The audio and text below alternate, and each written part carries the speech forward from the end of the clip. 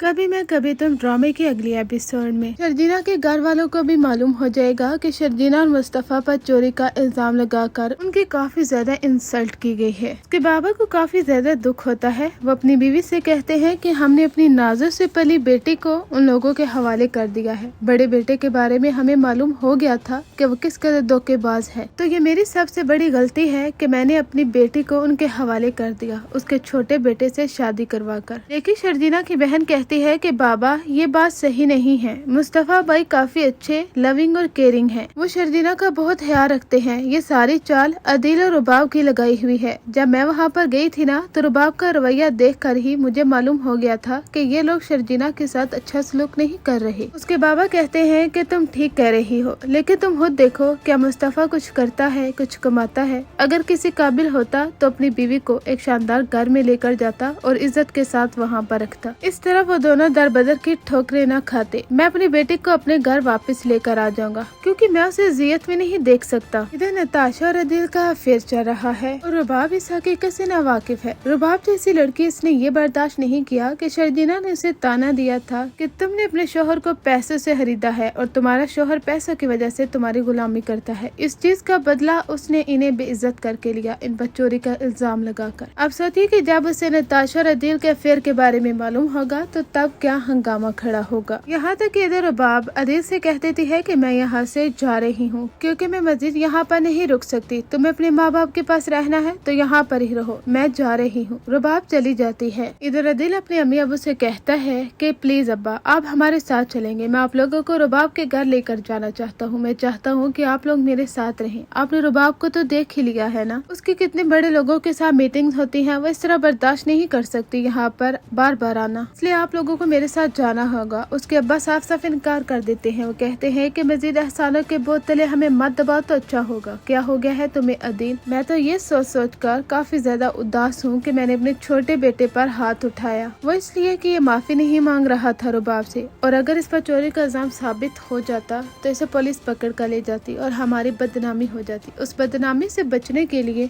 मैंने अपने बेटे को थप्पड़ दे मारा। उसके बाबा काफी ज्यादा स्ट्रेस और दबाव का शिकार होते हैं और काफी ज्यादा इमोशनल भी। लेकिन अदील और उसकी लालची अम्मी वो अपने बाबा का जहन बदल देती हैं और कहती हैं कि मुस्तफा ऐसा ही करता है, वो है ही इसी काबिल। बचपन से लेकर आज तक उसने ऐसा ही तो काम किया है। आपको याद है ना कि वो कितने झूठ बोलता था, और अब भी उसने झूठ ही बोला है। इधर रुबाब को मालूम हो गया है कि नताशा और अदील का अफेयर चल रहा था, यहाँ तक के बात शादी तक भी पहुँचने वाली है। रुबाब को काफी गुस्सा आता है। वो नताशा के पास जाकर उससे कहती है कि तुम मेरे साथ ऐसा कैसे कर सकती हो? तुम मेरी बचपन के दोस्त होकर मेरे ही शोहर पर डोरे डाल रही हो। मैं सोच भी नहीं सकती कि ऐसी घटिया हरकत कर सकती हो तुम। नताशा उसे कहती है कि मैंने कोई घटिया हरकत नहीं की। तुम ही तो कहती थी कि तुम्हारा शोहर तुमसे मोहब्बत करता है, वो काफी ज्यादा चार्मिंग हैंडसम है। तुम ही तो उसकी झूठी मोहब्बत के गुण गाती रही थी। लेकिन अब जब तुम्हें मालूम हुआ कि वो मुझे पसंद करने लगा है और मुझसे शादी भी करना चाहता है, तुम जैसी टॉक्सिक लड़की से छुटकारा पाना चाहता है वो, तो तुम्हें बुरा लग रहा है। रुबाब को काफी गुस्सा आता है। वो नताशा के मुंह पर जोर का थप्पड़ भी मारेगी। वो कहेगी कि तुम्हें तो मैं देख लूंगी जो कुछ तुमने मेरे साथ किया है, लेकिन उससे पहले मुझे अदील को उसकी औकात याद दिलानी होगी। अदील इधर अपने माँ बाप को लेकर रुबाब के घर आता है। उसके माँ बाप बड़ी सी गाड़ी में बैठते हैं। उसकी लालची अम्मी काफी ज्यादा खुश होती हैं और कहती हैं कि इतने बड़े बंगले में तुम रहते हो अदील। अदील जैसा घटिया शख्स ऐसे तारीफें करता है जैसे कि ये बंगला उसका हो और ये सारी मालो दौलत उसकी है। वो अपनी अम्मी अबू को सारा घर घुमाता फिराता है। लेकिन ड्रामे में ट्विस्ट तो उस वक्त आता है जब रुबाब वहाँ पर आ जाती है। वो कहती है कि तुम लोगों की जुर्रत भी कैसे हुई यहाँ पर आने की? मैं सोच भी नहीं सकती कि आपकी तरह के मिडिल क्लास लोगों की ये जहनियत होती है, जहाँ पर पैसा देखा उनके पीछे पड़ गए और आप मुँह उठाकर यहाँ पर आ चुके हैं। आप लोग जानते हैं कि मेरी कितने बड़े लोगों के साथ मीटिंग्स होती हैं, मेरा उठना बैठना होता है। मैं क्यों उन्हें मुँह दिखाऊंगी कि इस तरह के लोगों को मैंने अपने घर में जगह दी हुई है। अदील कहता है कि इनफ रुबाब, क्या हो गया है तुम्हें? मेरे माँ बाप की इंसल्ट मत करो। तुम इस तरह उनके इंसल्ट नहीं कर सकती। तुम्हें कोई जवाब नहीं है। रुबाब कहती है कि तुमने जो मेरी इंसल्ट की है उसके बारे में क्या ख्याल है तुम्हारा? अदील उसे कहेगा कि मैंने कोई इंसल्ट नहीं की तुम्हारी, आखिर क्या सबूत है तुम्हारे पास और किसके बारे में तुम ये कह रही हो? वहाँ पर रुबाब नताशा और अदील दोनों की पिक्चर्स और बातें सब कुछ बता देती है उनके अब्बा को भी। उसके अब्बा कहते हैं कि अदील, मुझे तुमसे ये तवक्को नहीं थी। तुमने शर्जीना को छोड़कर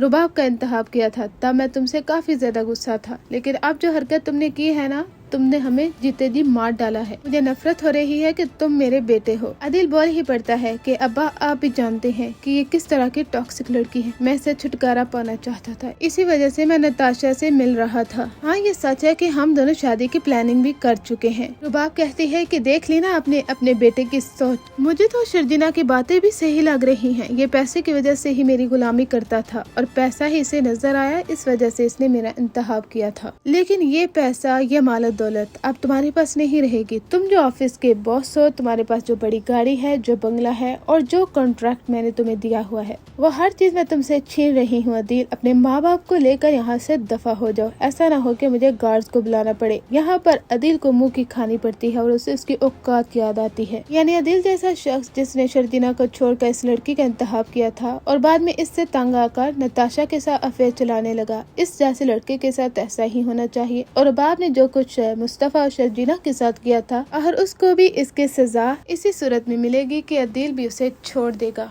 आगे जाकर आपका मुस्तफा और शर्जीना के दरमियान एक बार फिर से जुदाई दिखाई जाएगी और यही एग्जैक्ट होगा।